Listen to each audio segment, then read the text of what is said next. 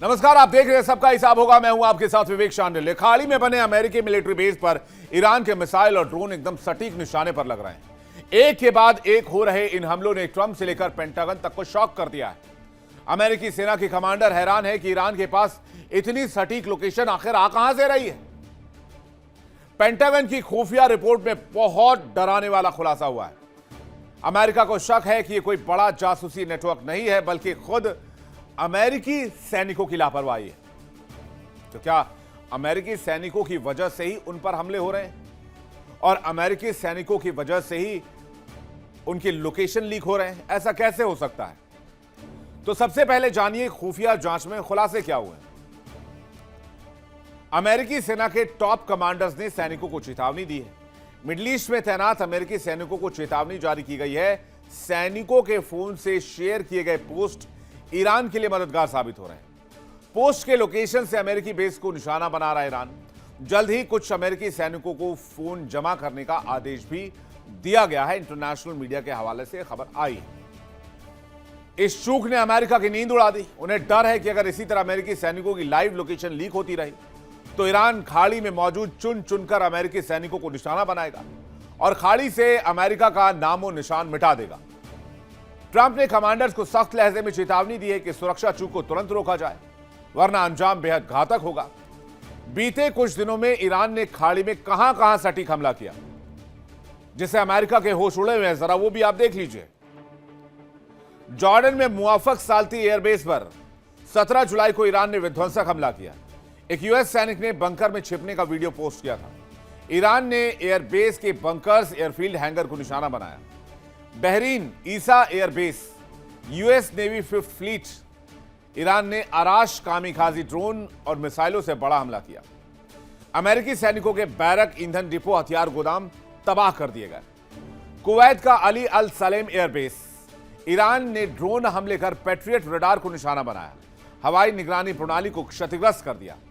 Kuwait camp उदैरी अमेरिकी camp को गोला बारूद डिपो को एकदम सटीक लोकेशन पर लेते हुए ड्रोन अटैक किया।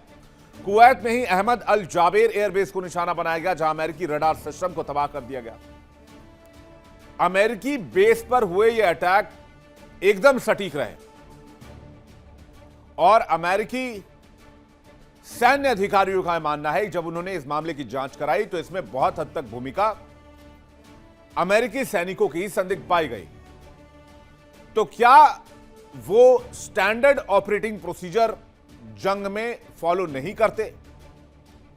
क्या अमेरिका की गलती अमेरिका पर भारी पड़ रही है? सवाल यह, क्या ईरान के खौफ से मिडिल ईस्ट में अपने सैनिकों के फोन जमा करेगा, सीज करेगा अमेरिका?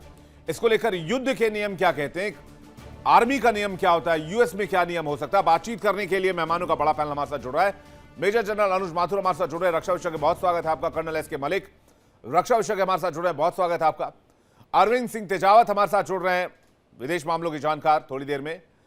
मौलाना नाजिम अशरफी जुड़ रहे हैं, ईरान मामलों के जानकार, बहुत स्वागत है आपका।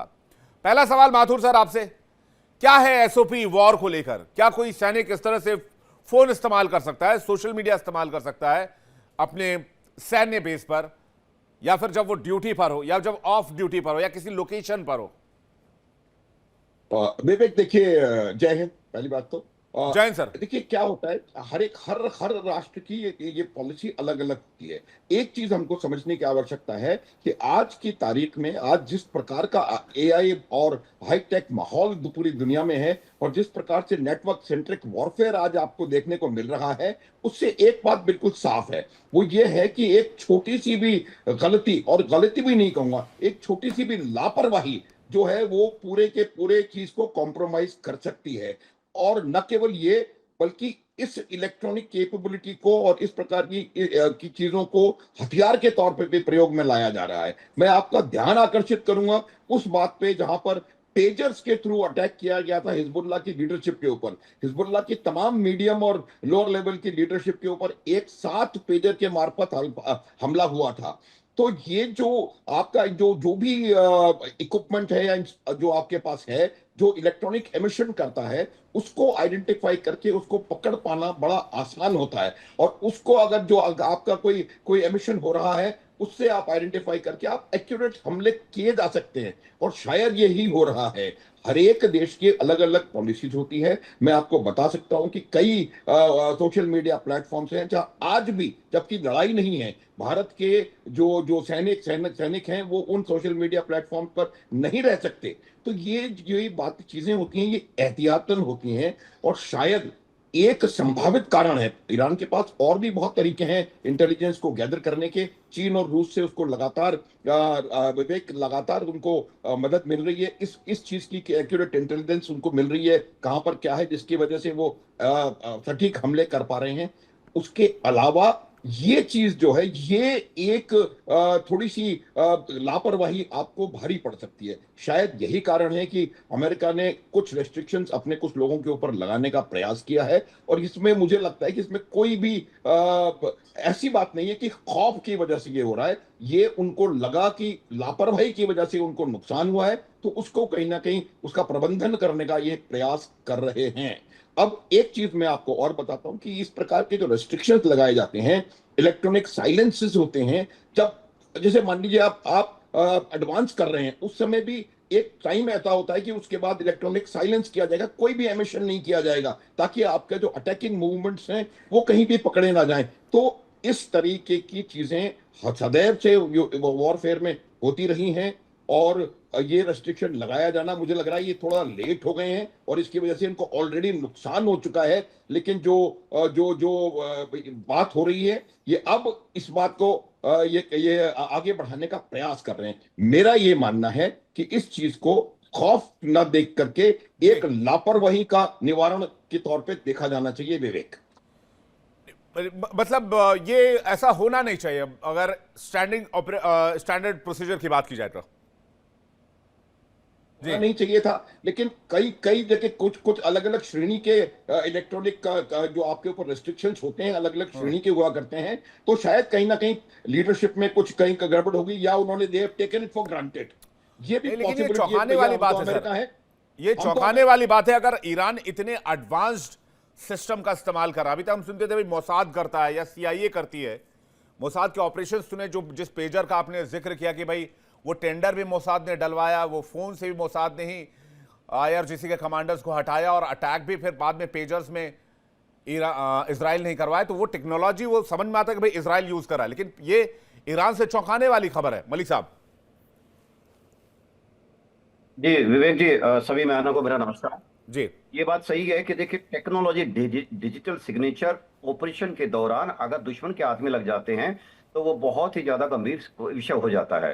कारण ये है कि सारा का सारा खेल होता है सरप्राइज डिसीजन पे, ऑपरेशन के ऊपर। दुश्मन को पता ही ना चल पाया कि सामने वाले जो एडवर्सरी है उसकी चालें क्या है। और डिजिटल सिग्नेचर आज के जमाने में ऐसी चीज है कि जो एक बार लीक हो गए ये बेसिकली अमर सिग्नल हो जाते हैं। कहने का मतलब है आप इनको बैक ट्रैक नहीं कर सकते, एक बार आपसे एमिट हो गए, दुश्मन ने पकड़ लिए। और यही कारण है कि विवेक जी देखिए, ऑपरेशंस के अंदर जो मेजर जो फोर्सेस है वो हमेशा रेडियो फ्रिक्वेंसी बेस्ड जो एमिशंस है उन पर काम करती हैं। उनके जो कम्युनिकेशन है वो बड़े एनक्रिप्टेड होते हैं, और ये खासकर ये मोबाइल की दुनिया से यानी इंटरनेट की दुनिया से दूर होते हैं। और ये समझिए कि जहां जहां पे ऑपरेशंस की तैयारी होती है, वार रूम्स होते हैं, कि इंटरनेट का वहां पे एक्सेस भी एक तरह से वर्जित होता है।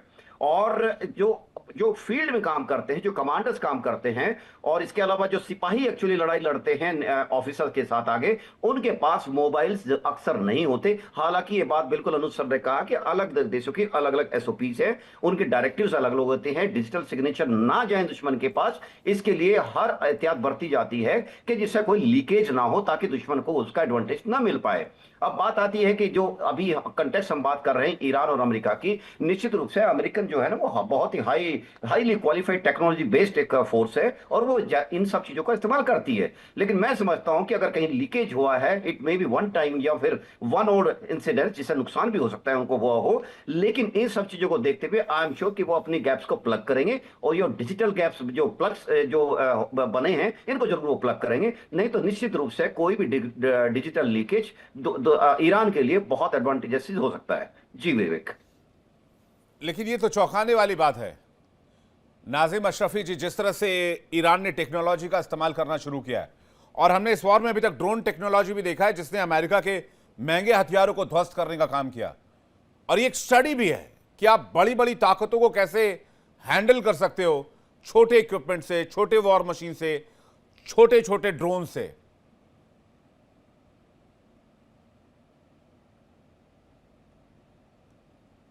जरूरी नहीं है कि बहुत ही हाई कैलिबर, बहुत एक्सपेंसिव वेपन्स का सामना भी एक्सपेंसिव कराया जाए। ये बात सही, आपने बिल्कुल सही कहा। देखिए, इतने बड़े वैल्यू टारगेट्स के खिलाफ ईरान ने जो इजाद किया है मॉडिफिकेशन, यानी हल्के हल्के ड्रोन को भेजना और उनको अलग अलग उनके अलग अलग रेंज के साथ भेजना, तो जरूरी नहीं है कि आप बहुत ज्यादा वैल्यू टारगेट्स को आप high value high priced weapon के साथ ही काउंटर करें।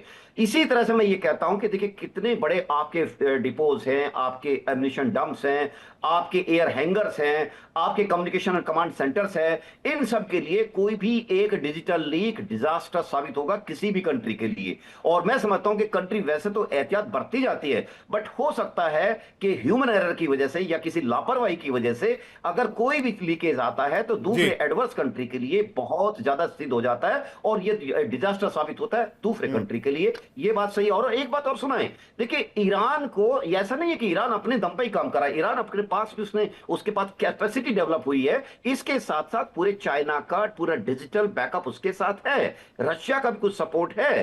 तो कुल मिलाकर ये जो सब लाइव चीजें चल रही हैं और उसको लाइव जानकारी दी जा रही है, इसमें चाइना का एक रोल आप मना नहीं कर सकते, वो बहुत बड़ा रोल है। और चाइना इस चीज में बहुत एक माहिर कंट्री है कि कैसे सर चुपचाप वो तो अपनी ठीक चीजों है, को लेकिन अंजाम अभी दे। तक क्या खाड़ी देशों में इस तरह से एडवांस टेक वॉर हमने नहीं देखा था तेजावत जी। ये बहुत एक तरह से एक माइलस्टोन भी है और एक एग्जाम्पल भी सेट किया ईरान ने। देखिए विवेक साहब, ईरान के मामले में थोड़ी सी बात अलग है, हाँ। क्योंकि ये बाकी खाड़ी देशों जैसा नहीं है। यहाँ अगर आप समझें तो जो इरानियन कल्चर है वो बिल्कुल ही टोटली डिफरेंट रहा है, और बाकी मिडिल ईस्ट के कंट्रीज के मुकाबले टेक्नोलॉजिकली भी ईरान काफी आगे हैं, चाहे वो सऊदी अरेबिया हो या चाहे वो और भी तमाम जो यूएई, कतर, ओमान जितने भी हो, उनमें सबसे एडवांस टेक्नोलॉजी ईरान के पास है। अगर हम ड्रोन के मामले में बात करें तो ड्रोन के मामले में ईरान की टेक्नोलॉजी पहले ही दुनिया की बेहतरीन टेक्नोलॉजी में मानी जाती थी, और यूक्रेन और रशिया के वॉर में भी उसने मदद की थी। तो पहले तो हमें ये स्पष्ट करना होगा। दूसरा, जैसा कि कर्नल साहब ने कहा है कि ये सच है कि चीन भले ही खुले तौर पर वह ईरान के सपोर्ट में नहीं आएगा, क्योंकि यूनाइटेड स्टेट के साथ में उसके व्यापारिक हित हैं, पर वह अंदर खाने बहुत कुछ महत्वपूर्ण जानकारी उपलब्ध कराता है, ठीक वैसे ही जैसे कि ऑपरेशन सिंदूर के दौरान पाकिस्तान को उसने जानकारी मुहैया कराई थी। हालांकि वह भारत से सीधे सीधे लड़ना नहीं चाहता है। तो केवल ये अकेले हम कहें कि ईरान के बुते हुआ है, या हम कहें कि केवल ईरान के बुते नहीं हुआ है, तो ये दोनों ही चीजें गलत होगी, क्योंकि तकनीकी के मामले में भी ईरान ठीक ठाक एडवांस है और उसको दूसरी बाहरी सहायता भी मिल रही है। विवेक साहब, तो बाहरी सहायता तो है, मतलब ठीक बात है, मैं मानता हूं। चलिए, चाइना आपको सपोर्ट कर रहा है, लेकिन अब तक जो वॉर देखे जाते थे उसमें अमेरिकी टेक की बात की जाती थी, इजरायली टेक की बात की जाती थी, लेकिन पहली बार ऐसा हो रहा है हम टेलीविजन पे क्या डिस्कस कर रहे हैं, हम ईरान के टेक को डिस्कस कर रहे हैं, ईरान के ड्रोन्स को डिस्कस कर रहे हैं। तो ये भी तो एक बहुत बड़ी बात है। मैं इसको माथुर सर से भी डिस्कस करूंगा, लेकिन नाजिम अशरफी साहब भी हमारे साथ जुड़ गए हैं। ये भी तो बड़ी बात है कि जिस देश को आपने 1979 से चांप के रखा, दबा के रखा, वो टेक के मामले में भी आपको, अपने हथियारों के मामले में भी, सस्ते टेक्नोलॉजी के मामले में भी आपको धूल चटा रहा है। तो ये तो एक स्टडी का विषय है। ये मुझे लगता है ये पूरी दुनिया में स्टडी का विषय आने वाले समय में बनेगा। अशरफी साहब, देखिए विवेक जी, मैं यहाँ थोड़ा सा मेरी राय मुख्तलिफ है। कि वजह यह है कि देखिए, कहते हैं ना, ये जो ईरान ने जो इस जो जंग को लड़ा है ना, इस ईरान में क्योंकि यहाँ एक स्थिति, जो हालात थे दूसरे तरीके के थे। यहाँ क्या कहते हैं, लीबिया को देख चुका था, अफगानिस्तान को देख चुका था, इराक को देख चुका था। तो ये जाहिर सी बात है, धीरे धीरे अमेरिका धीरे धीरे उसको जो है नेस्त नाबूद करने के चक्कर में जैसे और इस्लामिक ममालिक को उसने खत्म किया। हालांकि उससे आप देख ही रहे कि सारी दुनिया ने देखा कि उसका असर क्या हुआ। सर, पूरी दुनिया पर उसका पड़ा, महंगाई हुई और सब लोगों को उसका घाटा नुकसान हुआ, और जिनके जो जानी वाली नुकसान हुए वो तो हुए ही।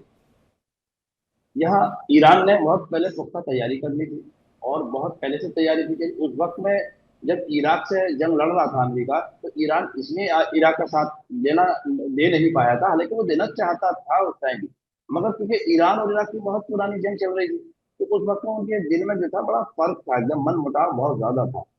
अब मगर ईरान ये जानता था कि इसके बाद में ईरान ये जानता था कि इसके बाद में जो है मेरा ही नंबर है, और अगर इस्लामिक कंट्री की हम अगर बात करें तो इस्लामिक कंट्री में ईरान अपने आप को सबसे मजबूत पोजीशन में समझ रहा था, और वो मजबूत पोजीशन में है। तो यहाँ कहीं ना कहीं उसने जो ये 1500 मीटर की रेस, या उसने जो 2000 मीटर की रेस, 2500 मीटर की रेस समझ के इसको दौड़ा, उसने 100 मीटर की रेस समझ के इसको नहीं दौड़ा, उसने जल्दी जल्दी अटैक नहीं किया। जैसे कि आप कह रहे हैं कि वो पहले एक छोटे से ड्रोन से उसने उसकी बहुत बड़ी मिसाइलों को जो मतलब तबाह कर दिया, नेस्तो नाबूद कर दिया। तो ईरान को मालूम है कि ये जंग जो है बहुत लंबी चलने वाली है, लंबी जंग लेकर वो इसको चला। तो उसने जो जैसे 100 मीटर की रेस हम लगाते हैं ना, तो उसमें एकदम पहले थोड़ी ज्यादा ताकत लगानी पड़ती है, लेकिन उसने लंबी रेस का इसमें अपने इंतजाम किया, और उसने 1500 मीटर के पहले हम स्लो स्लो दौड़ते हैं, धीरे धीरे धीरे एक दो चक्कर हम पीछे रहते हैं, फिर सारे लोगों को हम पीछे छोड़ते चले जाते हैं। तो उसी तरीके से आज हम बात करते हैं टेक्नोलॉजी की। तो टेक्नोलॉजी में जो है ईरान तो कभी कमजोर था ही नहीं, लेकिन ईरान दिखाना नहीं चाहता था। वो जानता था कि अभी उसके पास उतने इंतजाम मुहैया नहीं हो पाए हैं जितने कि अगर यूएसए, अमेरिका या इजराइल वगैरह ये अटैक करें और उसको वो बर्दाश्त कर ले। देखिए इंडिया डेली 24/7 अब आपके स्मार्ट टीवी पर। इंडिया डेली मौजूद है सभी डिजिटल प्लेटफॉर्म पर लाइव और लगातार। इंडिया डेली 24/7 हर दिन राष्ट्र को समर्पित।